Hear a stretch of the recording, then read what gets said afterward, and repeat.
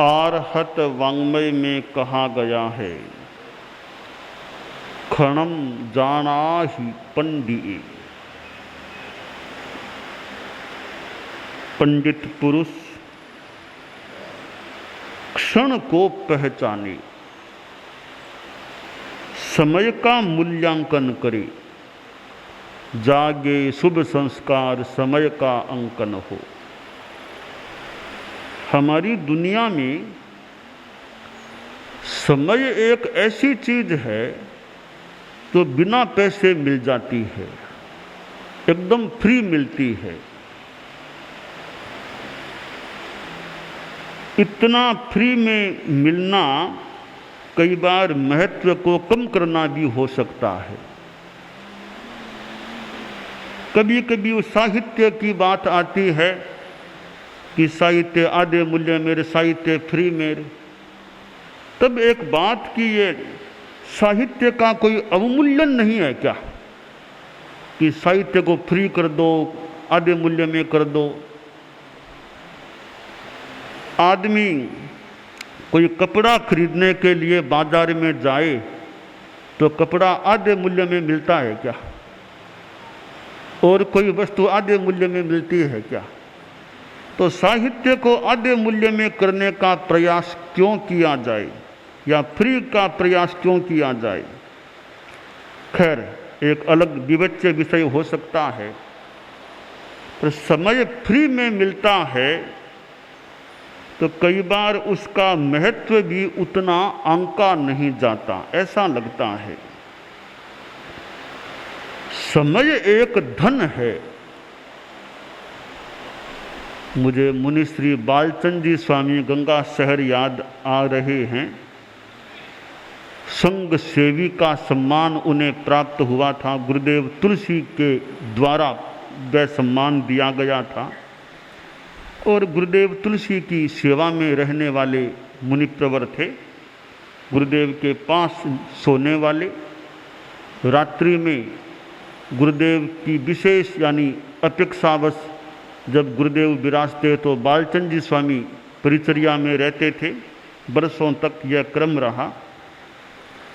और यूँ हमारी भाषा में गुरुदेव तुलसी के कोटवाल थे बालचंद जी स्वामी। आगंतुक लोगों को भी संभालने में अपना योगदान दिया करते थे। वे उनका एक नारा सा था, तो बात बात में बोलते, time is no money, time is no money, time is no money. वो कई बार थोड़ा विनोद के लहजे में बोलते।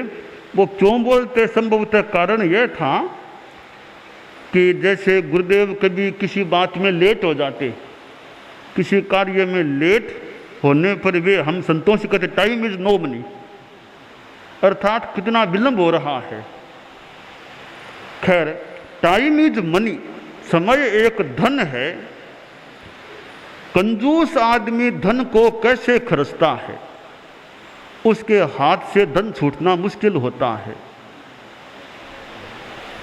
आदमी समय का खर्च भी सोच सोच करके करे कि मैं किस कार्य में अपने समय का नियोजन करूं। टाइम मैनेजमेंट, समय प्रबंधन का प्रशिक्षण भी दिया जाता होगा कि आदमी अपने समय की व्यवस्था कैसे करे। परम पूज्य गुरुदेव तुलसी की दिनचर्या रहती, जहाँ तक मुझे स्मरण है, उनका उठने का समय प्रायः तय था 4 बजे का। उठने का समय प्रायः तय रहता, 4 बजे विराज जाना। सोने में पोडाने में तो लेट भी हो जाते, बहुत बार लेट होते थे। रात के 11 बज जाए, 11:30 बज जाए। कभी संभवतः संत लोग बात करते कि दिनांक बदली या नहीं आज। गुरुदेव पोडाते, देखो घड़ी, दिनांक बदली या नहीं, अर्थात 12 बजे के बाद भी कभी शायद पोडाते, इतना लेट हो जाते। पर विराजना करीब करीब 4 बजे का प्रयत्न था। इतना परिश्रम करना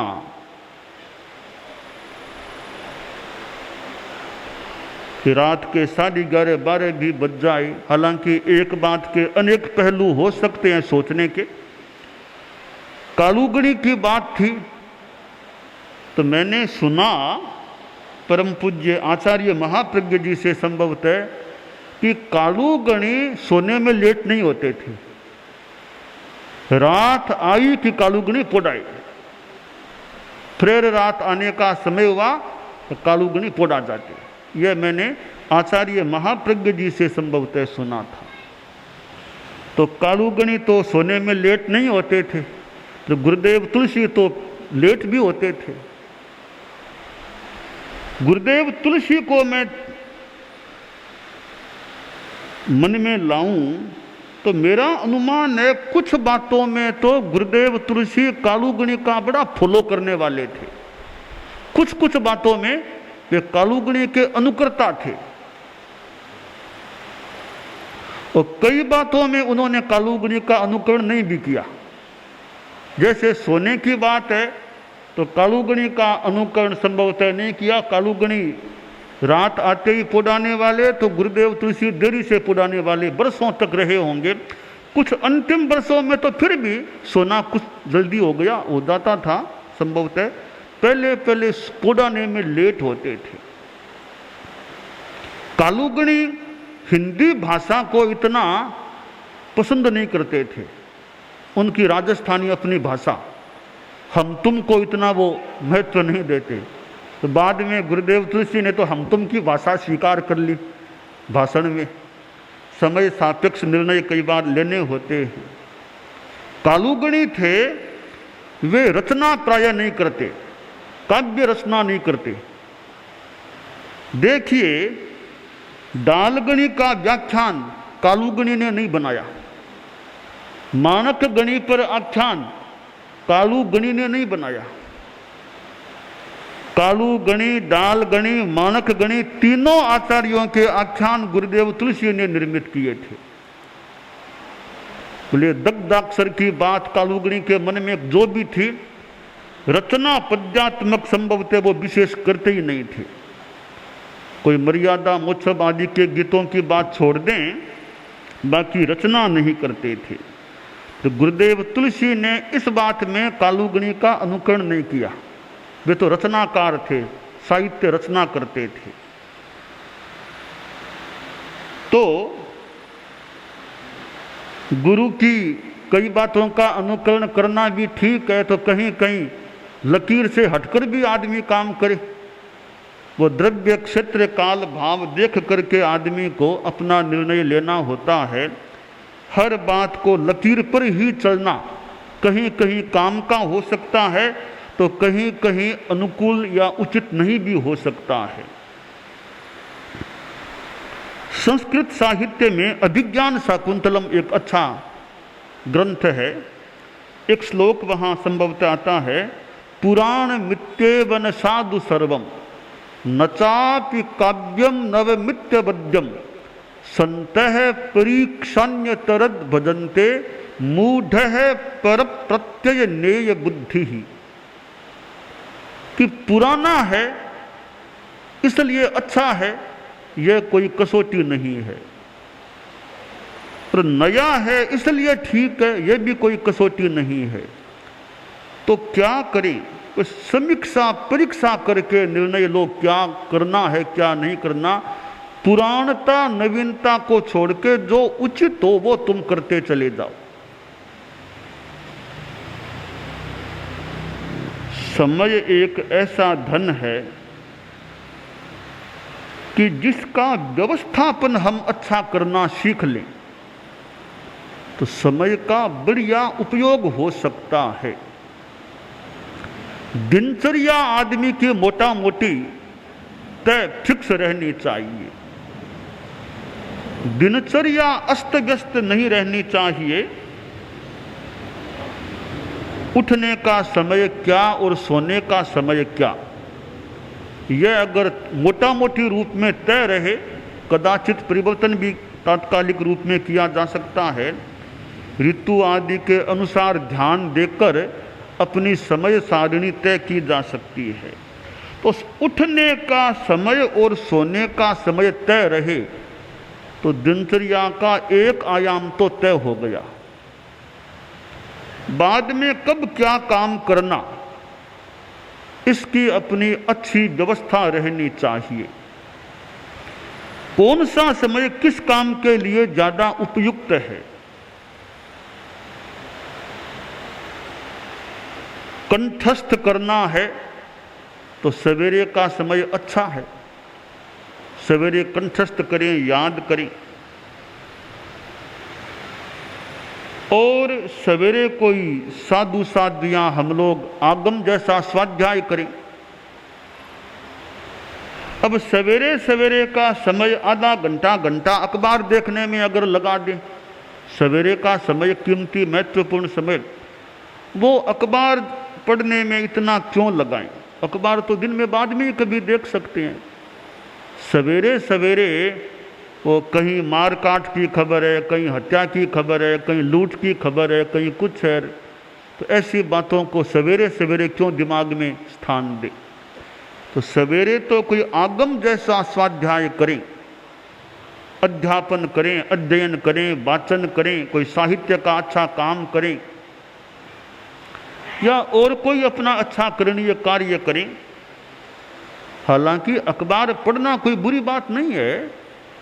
मैंने देखा परम पूज्य गुरुदेव तुलसी को, वे प्रायः समाचार पत्र शाम को पढ़ते थे। शाम को भोजन आहार के बाद वे समाचार पत्र देखा करते थे।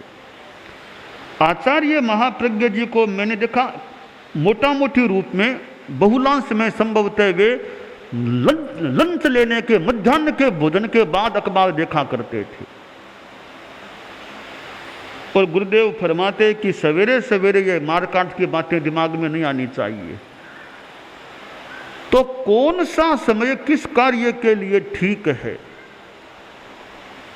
तो समय पर किया गया काम ज्यादा अच्छा हो सकता है। चितालना करना है तो रात का समय ज्यादा अच्छा, रात को चितालना करो। दिन में सीख लिया, अब शाम को या रात को चितालना करो, स्वाध्याय करो।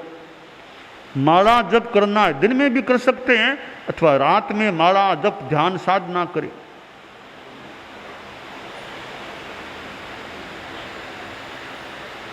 अपने व्यक्तिगत जीवन की परिस्थिति के अनुसार अपनी दिनचर्या को ढाला जा सकता है। हालांकि दिनचर्या सबके लिए एक समान होना तो कठिन है। व्यक्ति किस क्षेत्र में काम करता है, कौन सी परिस्थितियों में जीता है, क्या क्या उसके दायित्व हैं, आदि आदि को देख करके अपनी अपनी दिनचर्या का निर्धारण कर लेना चाहिए।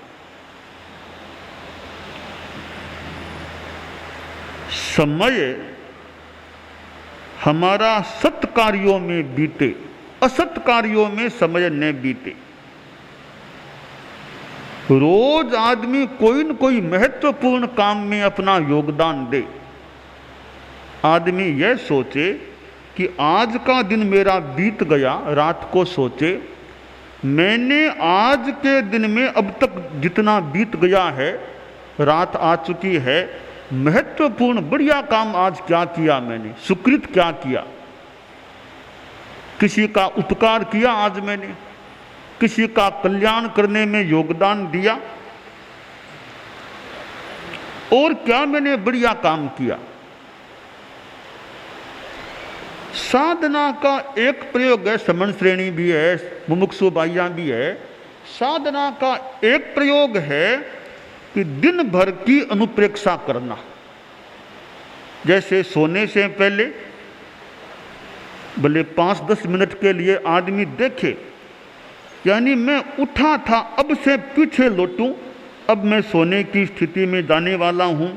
इससे पहले मैंने क्या किया, सूर्यास्त के आसपास क्या किया, 5 बजे क्या किया, 4 बजे क्या किया, दोपहर में क्या किया, उससे पहले क्या किया। यूँ देखते देखते जब मैं उठा था तब कितने बजे थे, यूँ अपनी दिन भर की एक परीक्षा कर लेना। यह भी एक प्रयोग है साधना का, दिन भर की प्रेक्षा अनुप्रेक्षा कर लेना कि आज मैंने क्या क्या किया, आज मेरे से कोई खास गलती तो नहीं हो गई, आज मैंने गुस्सा तो विशेष नहीं कर लिया, आज मैंने मृषावाद का तो प्रयोग नहीं कर लिया। दिन भर को देखेंगे तो हमारे ध्यान में आएगा, हाँ आज अमुक समय झूठ बोल गया था, आज मैंने गुस्सा कर लिया था, झगड़ा कर लिया था। यूँ सारा चलचित्र की भांति अपना प्रेक्षण किया जा सकता है। अनेक प्रयोग हैं, उनमें एक प्रयोग यह है कि दिन भर की प्रेक्षा करना, मैंने दिन में क्या क्या कब क्या काम किया, यह समय के हिसाब से पीछे लौट करके देखना, क्रम से देखना। गुजराती संस्कृति के अनुसार बैसता वर्ष है और कितने कितने गुजराती लोग इस अवसर पर गुरुकुलवास में उपासनार्थ, सेवार्थ या बैसते वर्ष का मंगल पाठ श्रवण आदि के संदर्भ में आश्रय पहुंच जाते हैं और लाभ उठाने का प्रयास करते हैं। यह समय तो अपने आप में शाश्वत है, हमने बांट दिया, यह बैसता बरस है, यह समाप्ति का बरस है, उपयोगिता है, उपयोगिता के लिए बांटना भी होता है।